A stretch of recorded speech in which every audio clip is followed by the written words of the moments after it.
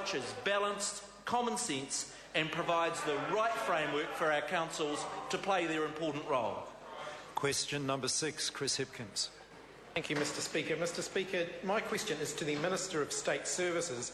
Does he agree that few problems are solved by significant reorganisations?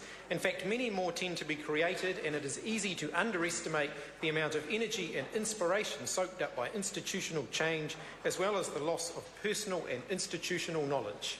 The Honourable Dr Jonathan Coleman. Mr Speaker, yes, but I also agree with what the Prime Minister said last week, which was that we have always said there will be a high hurdle for structural change in the public sector. My speech is not going to be about mergers for mergers' sake, so we are not looking at wholesale restructuring. But there is one area of the public sector's operations where we think structural change is needed. And, Mr Speaker, I would add that the case for the new Ministry of Business, Innovation and Employment clears that hurdle and the potential benefits are clear. Chris Hipkins. Supplementary question, Mr Speaker. What is his definition of significant reorganisation? The Honourable Dr Jonathan Coleman.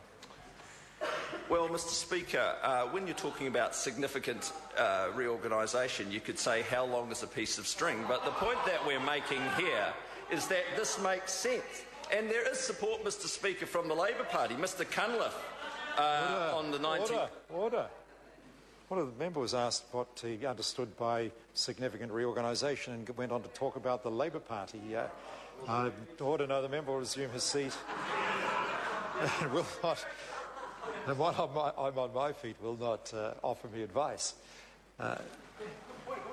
Point of order, Chris Hipkins. Mr Speaker, I wonder if the Minister could now answer the question, which is what is his definition of significant reorganisation? It seemed to me the Minister did answer it. He seemed to liken it to the length of a piece of string, so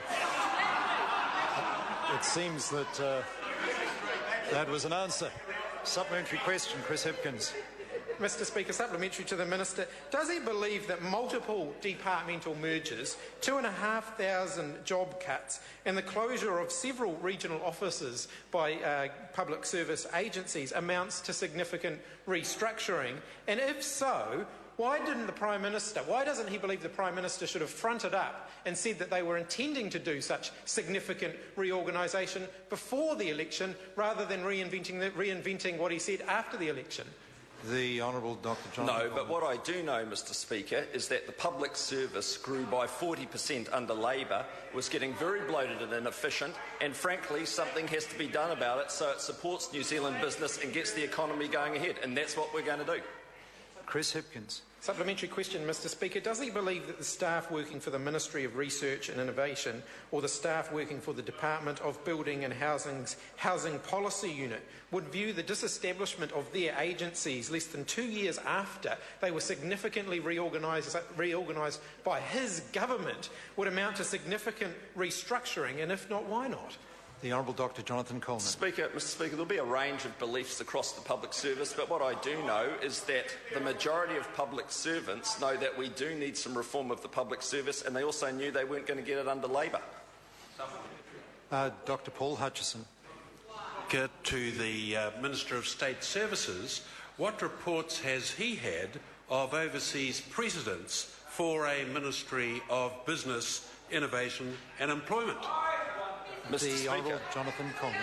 Mr Speaker, I've read reports of a Ministry of Employment and the Economy which is responsible for innovation, for the functioning of the labour market, for employment and economic development. It was the result of a 2007 merger of 3 government departments, and it's been very, very successful. It's in a country that Mr Shearer is very keen on, and that country is Finland.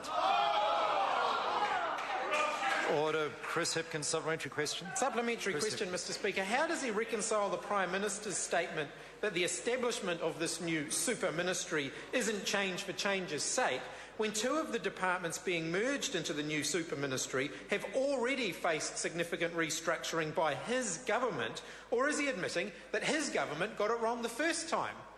The Honourable Dr Jonathan Quite easily. Question number 7. I beg your pardon. Supplementary question, the Right Honourable Winston Peters. Can the Minister tell us how he expects to solve problems, for example, offshore, when we will have, in our offshore bases and foreign affairs, 2.5 times to 2 3/4 times less people than, say, countries like Singapore and Norway in a modern commercial setting. The Honourable Dr. Jonathan Coleman. Well, Mr. Speaker, that member must have some information from the MFAT old boys because, quite frankly, the proposals are out for discussion and no decisions have been made. Point of order, the Right Honourable Winston Peters. Speaker, he's the Minister. I'm asking him. How does he think the problem's going to be better solved with dramatically less people with a disparity of that type between those leading countries? Order. The Minister's answer, though, is a fair answer in that saying that no decisions have been made and therefore he can't comment on such alleged reductions. I mean, that is a reasonable answer from a Minister. I suspect time may come where it won't be, but for the moment that is a reasonable answer from the Minister. So the Right Honourable Winston Peters, supplementary question. Is the Minister aware of a significant step change in 2008 in MFAT, which saw a significant investment made in our people and resources offshore, which now seems to be imperilled by his government's recent statements? The Honourable Dr. Jonathan Coleman. What I am aware is that member secured a whole lot of funding to open embassies, which would shore up his own position, and we're now having to look at a range of changes. Order. And there will be silence. The question asked was not an unreasonable question. I don't think deserved an abusive answer. I invite the Minister to answer the question within standing orders because it wasn't an unreasonable question.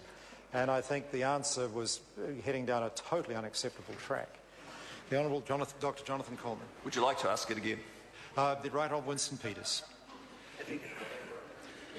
Is the Minister aware of the step change organised by yours truly in 2008 for MFAT in a significant... I beg your pardon? Order. In a significant investment in both personnel and resources offshore for MFAT? And does he not understand that all of the recent statements from government where MFAT is concerned imperil that investment? The Honourable Dr. Jonathan Coleman. I'm aware that investment might not be fit for New Zealand's overseas strategic interests 4 years on from that member's tenure as Minister of Foreign Affairs.